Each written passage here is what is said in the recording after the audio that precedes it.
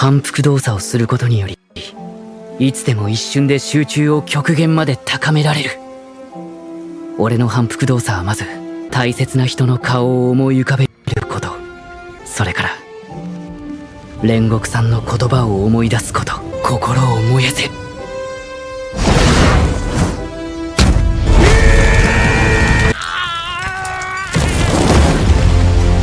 あざが濃く出た状態がこれでずっと続けられるようになるといいな。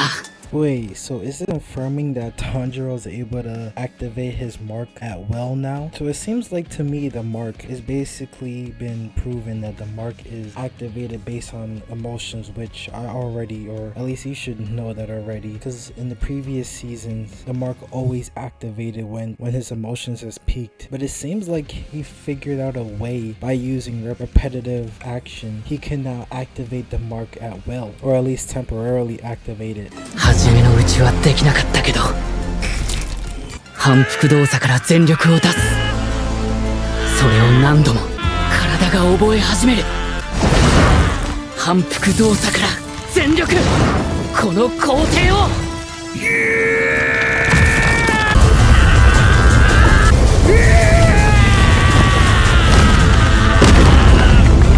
Remembering his family members. And it's funny because what truly activated was also remembering Rengoku and his final word. The impact that Rengoku has on Tanjiro is so very unique because they didn't really have that much time together, but the moments they had together, it was just impactful, it was just memorable. I don't know if I ever said this in a video before, but Rengoku is definitely one of the most memorable characters ever, especially with his screen time and how long we got to know him and how fast he was gone. Honestly, I'm shocked he never had the mark. Well, we know that repetitive action doesn't mean you have the mark at all. Like, it's not really a correlation like that where just because you're able to use the technique means you obtain the mark. But it looks like it's just used in a way where if you have the mark already, the technique basically enhances the mark if you already have it. Because look at Genya and the Stone Hashira. Well, we have no idea if the Stone Hashira has the mark or not, but I doubt it. But definitely not Genya, you know? And yet they're able to use the technique, and I'm assuming every Hashira is able to use the technique. But one thing I don't understand is, right, Tanjiro mentioned this in season 2, right? He stated how he got the scar on his forehead from saving his younger brother from like boiling water falling into his head, causing the permanent scar to happen, of course. So which means he was never born with that scar at all. So I wonder what truly made him qualified to obtain the mark out of everybody. And since it's not something that you're born with, obviously it's not something where you have to be a certain level of strength to obtain the mark. It's obviously a different requirement that's needed. It still could be something with Tanjiro's bloodline and all, but it could be the case where it's like a combination of things. It's like you have to have Tanjiro's bloodline plus an emotional trigger. Maybe those two, like, is a combination of the two. But one thing that was mentioned, right? 俺はそうだ、お前あざ。あざ濃くなってる？ああ。本当に濃くなってる。よかった。嬉しいぞ。Now, what does that even mean?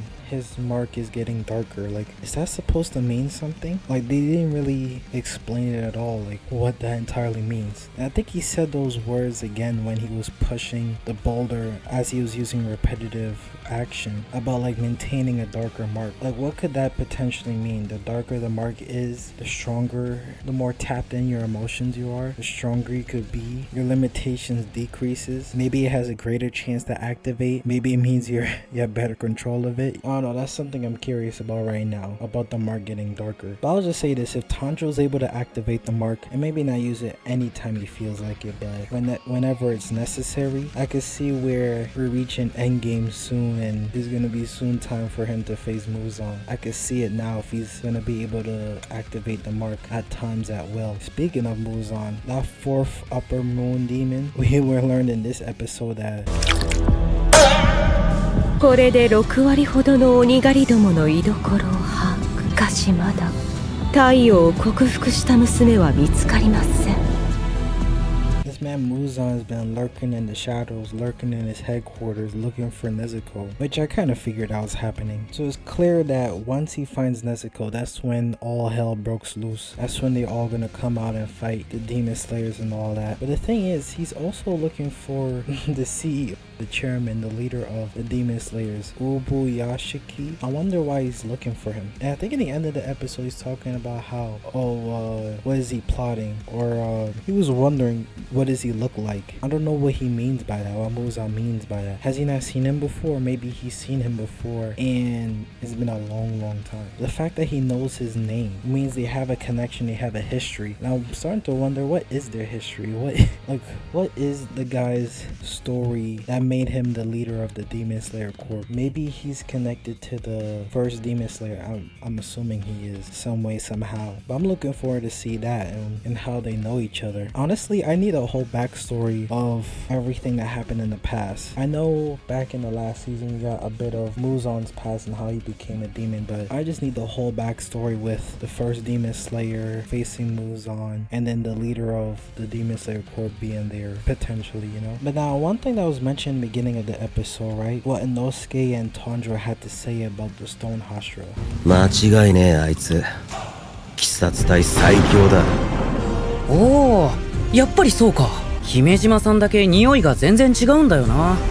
あざがもう出てたりするのかな。出ててもおかしくねえ They're talking about how it's clear that this guy's the strongest. Tanjiro's wondering if he already manifested the mark or not. Like, I'm curious because they haven't really shown much of him at all this episode. Like, what makes him the strongest? What makes him different? I gotta see what he's capable of. Like, I gotta see him in action in battle, because they're talking as if he's leagues above and it's not even close. But yeah, it was nice to see in this episode Tanjiro back with Senetsu and Inosuke. The fact that they were able to get some spotlight in this season. But low-key, the Stone Hashira, his training was low-key the hardest out of anybody. If you peep, he spent basically like a week there trying to master the water elements, mastering the log, and then of course the boulder took forever. It's just funny because I remember when his first training in season 1 was to slice the boulder in two with a sword, and it's funny how the boulder is now his final training, his final task to improve himself, improve his capabilities in the Hashira training. Like, I don't know what the boulder symbolized, but all I know is like key to improving strength in this show. But yeah, you let me know your thoughts in this episode, what you think about the mark and its connection to repetition. What could it all possibly mean? How is Tanjiro going to utilize this technique in the future, especially with the upcoming battles against the demons? Because I feel like this is subtly telling us something without really saying anything.